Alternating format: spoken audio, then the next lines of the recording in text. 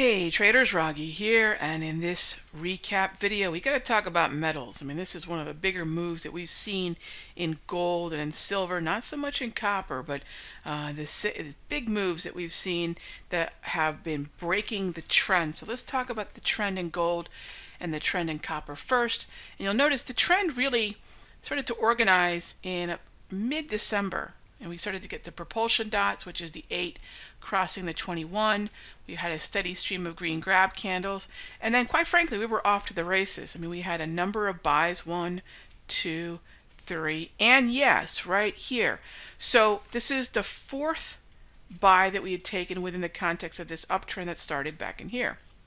Now, this is a concept that a lot of trend traders try their hardest to avoid, and yet your very commitment to being a trend trader means you are going to have that one last trend trade. And that means that to have the conviction to buy the pullbacks like we have, you have to be able to buy the pullbacks like this. Now, maybe there's some news up in here that makes you maybe buy this with smaller size once it hits the price level, and that's fine too. You can adjust the size, but there's no way, I haven't found in 3 decades that there is a better way to be committed to trend trades than to simply buy the pullbacks when they come back to the wave and we have a steady single color. In this case, we have the green grab candles. So yes, there is going to be that one last trend trade, but this is what I always ask. This was nearly, I'm going to say it's about a, let's see, 90-point move overall. That's what this has been from here to here. It's been a 90-point move.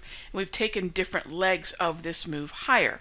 Now, am I going to begrudge what has been an overall uptrend? And this is the important point to remember, because most traders out there, and I know you guys aren't doing this, but maybe you haven't been taught the whole buy the bottom of the range, take profit at the top of the range approach, but nobody in our room was buying here. Nobody, right? What do? We bought options here, we bought the underlying here, and we bought the underlying here. So the options, for some of you, you might still have, but the bulk of the loss, let's talk about the loss. The bulk of the loss is this. It's from, and just so I can let you know what was on the spreadsheet in the members area, 1307, 1302 to 1297, right? At worst, it's a 10-point loss. At least it's about 5. Now, I'm talking 5 to 10 points after an overall move of about 90.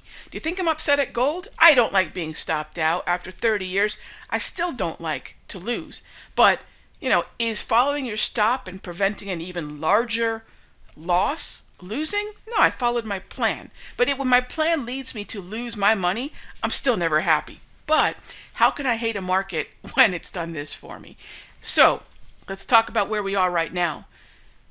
In terms of the transition from an uptrend to now what I believe is a choppy sideways market, I'm going to look for an oversold buy. And that's what's next. Same thing with silver. I'm also going to now look for an oversold buy. In fact, what I'd like to do with silver is wait for, now I'm trying to figure out, all right, well, where is that zone? Does it start down here? Is this part of the zone here? I'd say the entirety of this is probably going to be the zone that I will likely look for a buy within. But what I can also do is shorten the time frame, and I can look at a trade that is possibly, say, a 15-minute time frame, where on Monday, Tuesday, I'll look for a few things. One, I'll look for these propulsion, they're crosses right now, but we call them propulsion dots.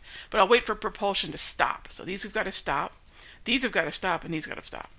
Then I want to see a range develop, and that's normally going to be a Darvas range.